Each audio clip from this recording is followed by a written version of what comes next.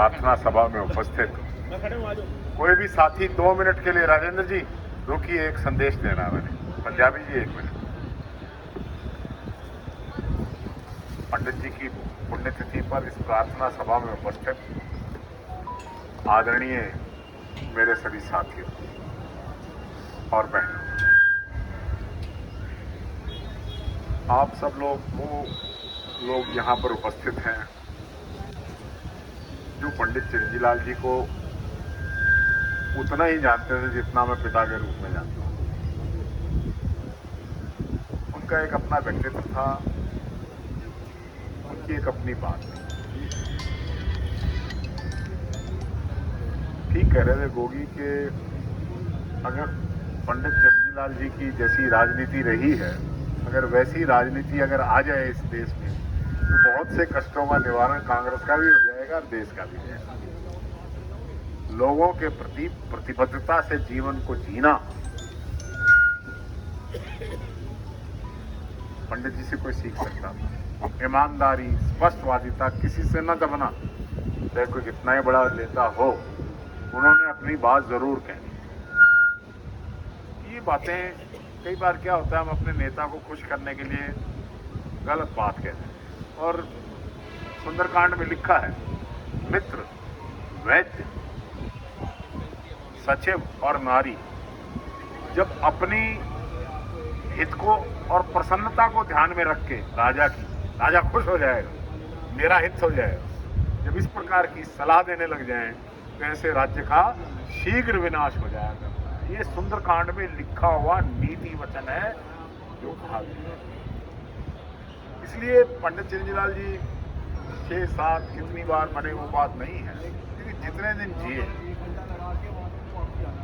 स्वाभिमान से, स्पष्टवादिता से और ईमानदारी से। ऐसी राजनीति अगर इस देश में आए, ऐसे बहुत मौके आए मेरे सामने भी जहां भी नोट कमा के और अपने, लेकिन पंडित जी की तस्वीर दिखाई देती है। हमने कभी अपने जीवन में ऐसा काम नहीं करे। तो मैं आप सबका धन्यवाद करता हूं। आप हर साल आते हैं उनको श्रद्धांजलि देने के लिए। मैं कल रात ही शिमला में से लौटा हूं और सरकार बनी है। आप सबको सरकार की बधाई भी देता हूं।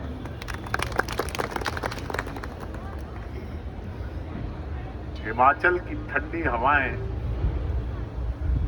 हरियाणा में भी आएंगी और उस हवा का असर यहां भी दिखाई देगा। एक बात मैं ये ना समझे कि कोई इसको चंचागिरी की कैटेगरी में रख रहे हैं, अपनी अपनी बात होती है।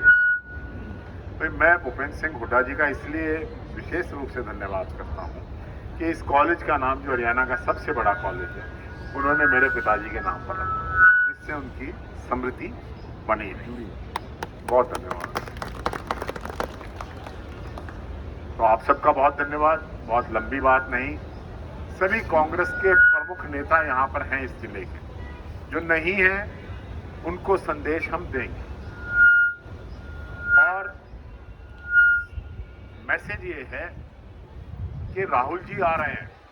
अभी ये फैसला नहीं हो पा रहा है कि वो पानीपत से आएंगे कि करनाल से आएंगे।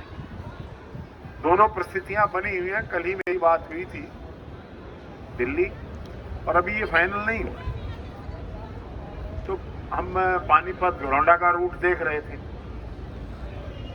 और वो उनके जो सेक्रेटरी आए थे वो भी देख गए थे, लेकिन उसमें अब डेट का और उसका कुछ ना कुछ अभी फाइनलाइजेशन होना बाकी है। तो इसी संदर्भ में मैं अपने सभी कांग्रेस के प्रमुख साथी और कार्यकर्ताओं से निवेदन करना चाहता हूं, मैंने शमशेर जी से भी किया और वो भी आएंगे, कि 14 तारीख यानी कि परसों बुधवार को सुबह 10:30 बजे हम जाट धर्मशाला में राहुल गांधी जी की भारत छोड़ो यात्रा की नीति निर्धारण के लिए, रूट निर्धारण करने के लिए किसको क्या जिम्मेदारी है, उसके लिए एकत्रित होंगे। मैं इस जिले में कोऑर्डिनेटर के रूप में पार्टी ने लगाया हूं, इसलिए मेरी जिम्मेदारी है आप सबको सूचित करना, आप सबको निमंत्रित करना। आना ना ना आना तो हर आदमी के अपने हाथ में, लेकिन ये अत्यंत महत्वपूर्ण मीटिंग है। किस प्रकार से हम पब्लिसिटी करेंगे, किस प्रकार से हल्का वाइज पॉइंट्स दिए जाएंगे। हम ये चाहेंगे कि मुस्लिम समुदाय उनका स्वागत करे, हम ये चाहेंगे सिख समुदाय उनका अलग से स्वागत करे, हम ये चाहेंगे कि हमारे जो बैकवर्ड क्लासेस के लोग हैं, कश्यप समाज के लोग हैं या बैकवर्ड वर्ग से संबंधित लोग हैं, वो उनसे मिले।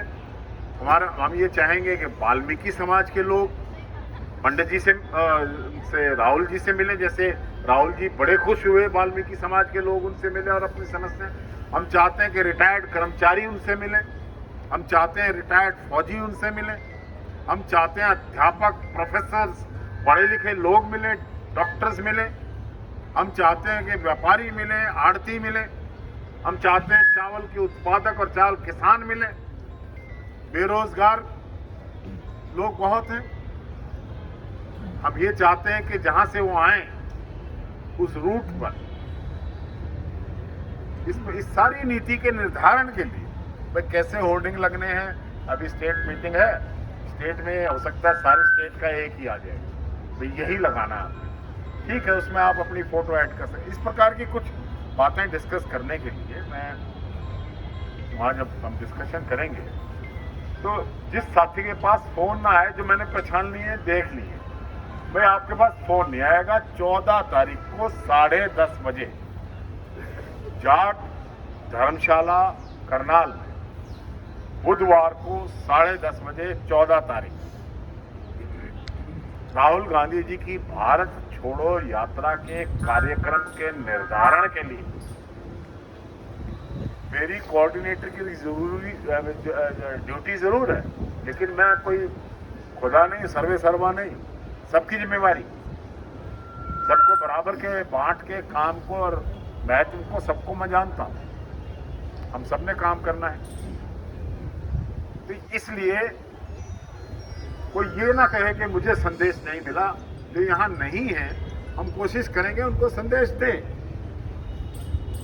पेपर में भी आज मेरी इसकी त्रिलोचन जी की जिम्मेवारी लगा रहा हूं। व्हाट्सएप मैसेजेस भी हम सबको भेज देंगे, कार्यकर्ताओं, प्रमुख नेताओं, और आज ही अखबार में आप इस चीज को आज और कल रिपीट करें, आप सबको मैसेज करें। एक रविदास सभा को मैंने भूल गया था, रविदास सभा को, फकीर चंद वाल्मीकि जी को वाल्मीकि सभा के लिए, जोगेंद्र वाल्मीकि जी को। तो इस प्रकार से जो हमारा और भी विस्तारित हो सकता है। मैं बहुत समाजों की बात नहीं कह पा रहा हूं, या अभी क्योंकि पूरी मीटिंग होगी तो सारी बात करेंगे उसमें। तो इसलिए 14 तारीख को 10:30 बजे, मदन जी, 14 तारीख को 10:30 बजे जाट धर्मशाला, दिन बुधवार, परसों हमारे साथियों को एकत्रित होना है। 1 घंटा 1.5 घंटा मीटिंग करके हम वहां से अपने अपनी तैयारियों में लगेंगे। और क्योंकि अभी डेट फाइनल नहीं हुई है, जाट धर्मशाला सेक्टर 12 में है, फोर्ट्स के बिल्कुल पीछे है। किसी और को ना पता हो तो इतना बड़ा भवन है कि थोड़ा सा पूछने में बात चलेगी। मेरी बात नाजिम भी खड़ा है और उधर और भी साथी खड़े हैं। वे अपने अपने समुदाय की ड्यूटी लगाने का काम, जीतराम जी हैं, मदन है, ये सतपाल कश्यप हैं, और बहुत लोग सोच सकते हैं भाई क्या हो सकता है। तो ऐसा अपने अपने बारे में अपने विचार लेकर इस मीटिंग में आए। तिलक जी हैं जैसे वाल्मीकि समुदाय से हैं, मिसेस ज्ञान बैठी हैं, और बहुत लोग बैठे हैं। तो अपने अपने सुझाव लेकर आप लोग आए और आपके सुझाव को मानेंगे, अपना कोई सुझाव नहीं, क्योंकि समर्पण से राजनीति में आगे बढ़ा जाता है। आप नेता पैदा नहीं होते हो, आपको नेता लोग बनाते हैं। मैंने भी धक्का करने की कोशिश की थी नेता बनने की, मैं बना नहीं, फिर लोगों ने बनाया जब बना। इसलिए हमें समर्पण से, त्याग से, पार्टी के प्रति समर्पित होकर राहुल जी की देश के अंदर इतनी सफल यात्रा को हरियाणा में सबसे सफल बनाने के लिए सभी लोगों का सहयोग मुझे चाहिए। जिले में जहां की मेरी जिम्मेवारी है और अब मेरी क्या आप सबकी है, तो इसलिए हम परसों एकत्रित होंगे। बहुत से लोग ये कहेंगे भी मुझे मैसेज नहीं मिला, तो मेरी तरफ से सबको मैसेज है। जैसे कृष्ण बस्ताड़ा नहीं है तो रघुवीर जी आपकी ड्यूटी, कौसर नहीं है तो आपकी ड्यूटी, पवन नहीं है तो आपकी ड्यूटी, आपकी ड्यूटी है जीतराम जी। शहर के अंदर लोगों की ड्यूटी मैं भी करूंगा अपने ऑफिस से, लेकिन हमारे जो करनाल जिले के लोग हैं ये उनके लिए मनहनपाल जी, करोंडा के अंदर कोई रह जाए, करम सिंह जी, अमरजीत, धीमान जी, नीलोखेड़ी के सभी पदाधिकारियों, वर्मा जी, सारों, आपकी भी जिम्मेवारी। कोई रह गया तो आप हैं जिम्मेवार, ठीक है? कोशिश करें कोई रहेगा। आपको कह रहा हूं मैं, नरेंद्र, सोनी जी, आपको कह रहा हूं, शहर के लोगों को, पप्पू जी, आप सब लोगों को कह रहा हूं भाई, मेरी तरफ से मैं तो हूं ही, करूंगा। आप भी कहिए कि इस मीटिंग में शशिकांत जी आप सारे लोगों को कहिए, निसिंग से अश्वनी आया हुआ है, असंख्य के लोग आए हुए हैं, गोगी जी को मैंने रिक्वेस्ट कर लिया, हालांकि उनको दिल्ली जाना, लेकिन वो मीटिंग में जरूर आएंगे।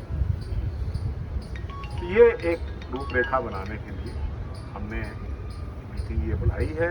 और से भी साथी आए हुए हैं, और राजेश गुप्ता जी आप भी सबको कहिए, हमारी सेवा दल जोगेंद्र आज यहाँ नहीं है, तो उनको सेवा दल के सभी साथियों को कहने की जिम्मेवारी आपकी होगी, आपकी होगी।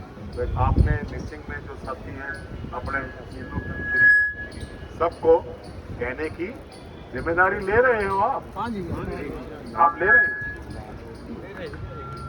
ठीक है, सब साथियों को इन्फॉर्म करना, कहना, क्योंकि मेरे से हो सकती है गलती हो जाए, भाई उसको मैं नहीं कर पाया, तो आप अपने जैसे तरावड़ी से आए हुए हैं, अपने मित्र हैं, तो तरावड़ी का आप ध्यान रखना, सब लोगों को कामरा जी, उसको पंडित प्रेम को, या अपने आप सबको जानते हो, सबको बोल मुझे कहने की जरूरत नहीं है। कोई ऐसा आदमी नहीं जैसे करम सिंह को मैं एक होम इंद्री में कह देना, तो इसको पता है इंद्री में किसको कहना। इमाम साहब पॉइंट मिलेगा आप लोगों को भी, जबरदस्त होना चाहिए। तो ये सारे मीटिंग के लिए आप अपनी तैयारी कीजिए, और आप यहाँ पर एकत्रित हुए, पंडित जी को आपने श्रद्धांजलि दी, बहुत बहुत धन्यवाद। सभी